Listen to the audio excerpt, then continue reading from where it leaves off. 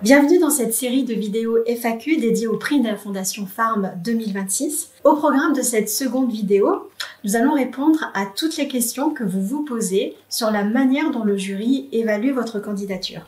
Mais comme toujours, pensez à suivre la Fondation Farm sur les réseaux sociaux et à vous abonner à notre newsletter pour ne pas manquer la parution des prochaines vidéos.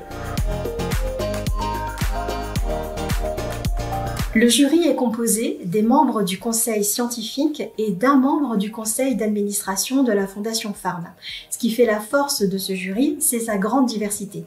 D'une part, il réunit des experts provenant de différents pays comme le Brésil, le Burkina Faso, le Mali, le Maroc et bien entendu la France.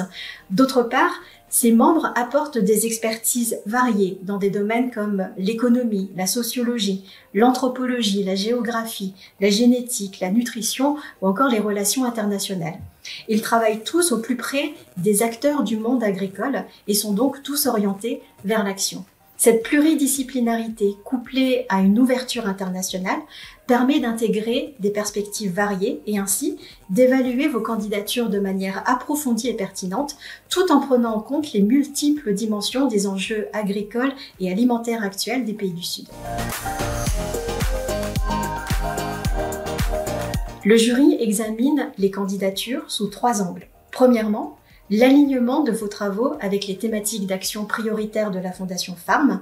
Ces thématiques recouvrent la résilience au changement climatique, les conditions de production et d'approvisionnement des marchés, le financement et la gouvernance des systèmes alimentaires. Deuxièmement, le jury évalue votre capacité à agir et à influencer le débat, notamment à travers vos collaborations et l'implication de décideurs publics et privés dans vos travaux.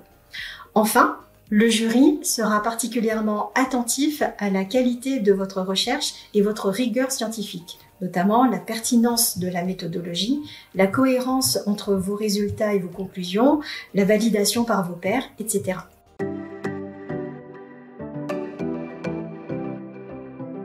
Le jury examine chaque candidature dans sa globalité en tenant compte à la fois de la rigueur scientifique et de l'impact concret sur le terrain, sans privilégier un aspect par rapport à l'autre. Ce que le jury valorise avant tout, c'est votre capacité à faire le lien entre science et action, comment vos recherches ont permis de transformer les pratiques agricoles, d'influencer les politiques publiques ou de renforcer la résilience des communautés.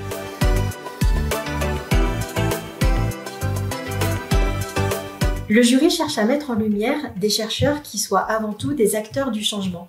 Les travaux ayant déjà démontré un impact concret sur le terrain seront particulièrement appréciés car ils démontrent que vous avez su transformer vos recherches en actions utiles et tangibles. Mais le jury valorise également les projets qui présentent un fort potentiel de mise à l'échelle, c'est-à-dire des recherches ou des actions qui pourraient être déployées à plus grande échelle pour bénéficier à un plus grand nombre de personnes ou répondre à des enjeux beaucoup plus larges. En résumé, si vous êtes en mesure de combiner des résultats déjà obtenus, de démontrer un impact sociétal et une vision d'application plus large, votre candidature sera sans nul doute séduire notre jury.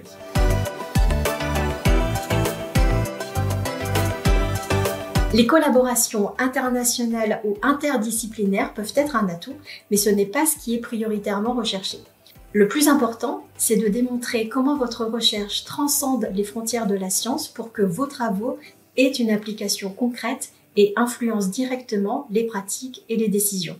Ainsi, le jury sera davantage sensible à l'implication de décideurs publics et privés dans vos travaux, car cela démontre votre volonté d'agir avec ceux qui ont la capacité de mettre en œuvre des changements durables. En bref, que vos travaux soient réalisés dans un cadre interdisciplinaire ou international importe moins que votre capacité à embarquer des acteurs clés qui ont la capacité de transformer vos recherches en solutions réelles sur le terrain.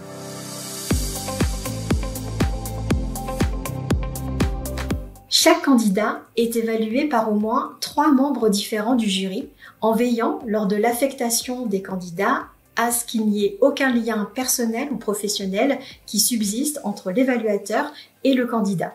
C'est cette diversité des regards qui assure l'équité et la pertinence de notre sélection.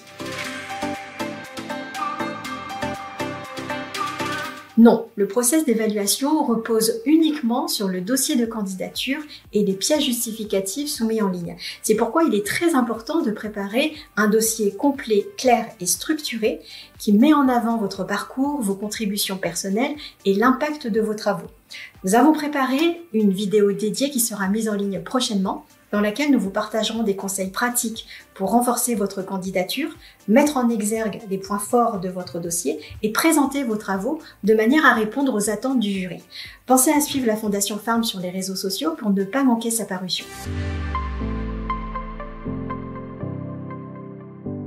Le règlement précise en effet que les candidatures doivent être soumises en anglais ou en français. Cela signifie que votre CV, votre document de synthèse et les lettres de recommandation doivent impérativement être rédigés dans l'une de ces deux langues pour que le jury puisse les évaluer correctement. Pour les publications, nous comprenons qu'elles puissent avoir été publiées dans d'autres langues. Dans ce cas, il n'est pas nécessaire de les faire traduire intégralement, ce qui serait effectivement trop contraignant. Nous vous recommandons plutôt de joindre un résumé en français ou en anglais présentant les points clés de la publication, à savoir la problématique, la méthodologie, les principaux résultats et les impacts. Ce résumé permettra au jury de comprendre l'importance de votre travail tout en reconnaissant la valeur des publications publiées dans d'autres langues, notamment celles qui touchent directement les communautés locales dans les pays du Sud.